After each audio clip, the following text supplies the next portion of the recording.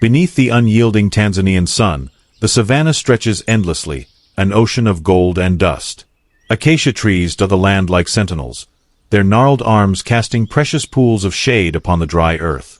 In this vast, shimmering wilderness, silence reigns, but it is not peace, it is suspense. From the horizon emerges a figure, majestic, deliberate.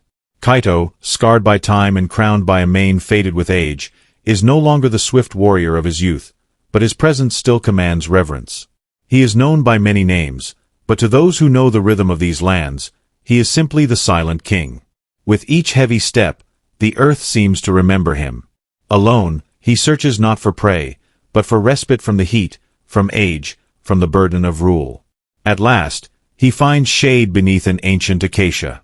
There he collapses with a sigh, unaware that fate has led him to a hidden danger. Buried beneath the roots, a nest of African wild bees lies in wait. Beneath the cracked bark of the acacia, the ground stirs. At first, it is subtle, just a tremble, a rustle like dry leaves caught in a breeze. But then, from the shadowed hollow where Kaito's great body rests, comes the first sting.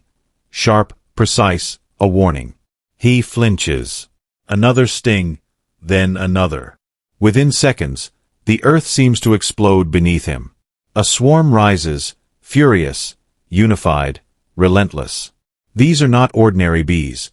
They are Apis mellifera scutellata, Africanized bees, feared across the continent for their aggression. They do not merely defend, they attack with purpose. Even large predators, even kings, are not safe from their wrath. Kaito does not flee. He remains where he lies, disoriented. Centuries of instinct whisper, "Run!" But age has dulled his reactions, and pride, perhaps, roots him to the spot. The swarm envelopes him, thousands of bodies crawling, stinging, clinging. His mane becomes a shroud. His golden eyes swell shut. His great frame trembles with involuntary spasms, but he does not roar. There is no sound, only the furious hum of wings, the violent rhythm of nature asserting its dominance. And so, the savanna watches as its king suffers, not beneath tooth or claw, but beneath a storm of wings no larger than a fingernail. Across the sweltering plain, where mirages blur the horizon and dust clings to every breeze, a lone vehicle hums gently through the grass.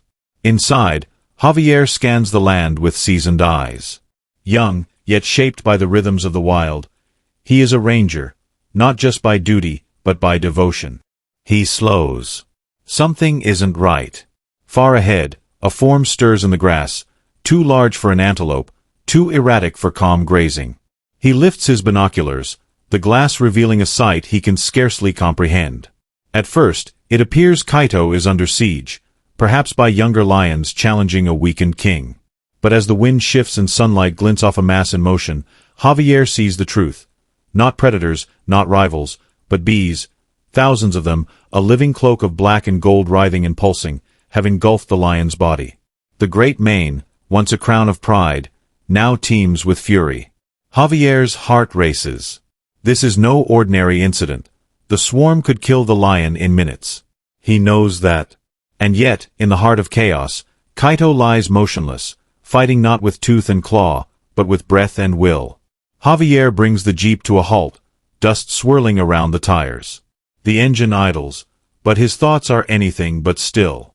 He reaches behind his seat and retrieves two things, a small canister of smoldering smoke and an old carved staff, gifted him years ago by the Maasai elders, a symbol of protection, of courage. He knows the risk. He's seen what these bees can do. But something deeper calls him forward.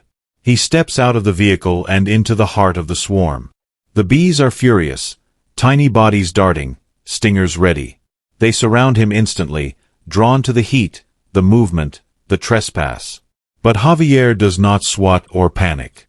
He begins a slow, deliberate dance, guided not by science but by tradition. He waves the smoke gently in smooth, circular motions. His movements, calm and reverent, are those of the old ways. In the culture of the Maasai, smoke is not just a tool, it is an offering, a language the bees understand. And they begin to yield. Through the thick hum, a swollen eye blinks. Kaito sees him, not as a threat, but as something else, a presence, a protector. The lion does not move. He simply watches. Bit by bit, the fury begins to fade. The smoke, rich and earthy, coils through the acacia-scented air, weaving a calming veil over the chaos. The bees, so relentless only moments before, begin to withdraw, their frenzy dulled by the ancient rhythm of ash and ember. They lift, not all at once, but in pockets, like a storm that has finally spent itself. And beneath it all, Kaito remains. His chest rises and falls in ragged heaves, his body, though battered and swollen, lies still, twitching from pain, yes, but no longer writhing in panic. The once gleaming eyes are now half-lidded, caked with dust and venom, yet there is life in him still. Javier kneels beside him, not as a ranger, but as a witness. He speaks gently, not in command but in comfort, words that mean little to a lion, yet carry the weight of solidarity. "You're not alone," he murmurs. With one hand, he reaches for the radio, his voice firm but low. "This is Javier. Emergency. I've got a lion, severe bee attack. Need assistance fast." And then he waits. Not once does he turn away, not for the bees, not for the heat. His gaze remains fixed on the broken king before him, a ranger beside a lion, two souls caught in a moment of stillness. Not foes, not legend and man, just life holding on. The rumble of tires announces their arrival. Two veterinary trucks racing across the savannah, guided by Javier's coordinates. Within minutes, the professionals descend, each movement precise, practiced, and urgent. They sedate Kaito gently, respectfully, as if understanding that even in this broken state, he is still a king. With swift hands and quiet voices, they set to work. Dozens of stings pepper his golden hide, angry welts raised across his flank, his ears, his swollen face. A young vet gently cleans around his eyes, now nearly sealed shut, while another inserts an intravenous line, delivering life-saving fluids drop by drop. Their work is quiet, reverent. This is no ordinary patient. When Kaito is stable, they carefully lift him onto a stretcher and place him inside a specially modified crate. From there, he is taken to a secluded recovery enclosure, nestled deep within the reserve, a place few animals ever see. Here, beneath the shade of thick acacias and with constant care, Kaito is given the rarest gift the wild can offer: time to heal. Days pass, then weeks. The swelling fades. His breath grows steady. His eyes, those ancient eyes, open once more with clarity. And finally, one morning, the gate is opened. Kaito steps forward, slow but certain, back into the world that nearly claimed him. 1 week later, the plains once again stretch out in tranquil silence, golden under the fading afternoon sun. Javier has returned to his outpost. The hum of distant cicadas is the only sound accompanying his thoughts. He sits alone, gazing across the savannah, wondering if he will ever see the lion again. And then, movement. A rustle in the tall grass, deliberate and calm. From the shimmering veil of heat, Kaito emerges. No longer frail, no longer broken, he stands tall, though slower than before, his mane rustling in the warm breeze like a weathered crown. The scars remain, etched into his skin, silent testimony to his survival. Javier doesn't move. Kaito doesn't growl. He doesn't roar. He simply watches, his amber eyes fixed on the man who once walked into a storm of stingers to stand by his side. And then he turns. With quiet dignity, the lion begins to walk away, disappearing back into the sea of grass.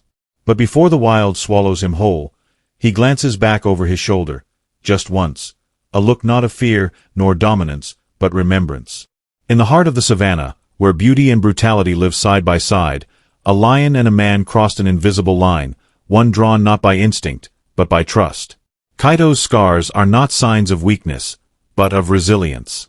Javier's courage was not born of fearlessness, but of compassion.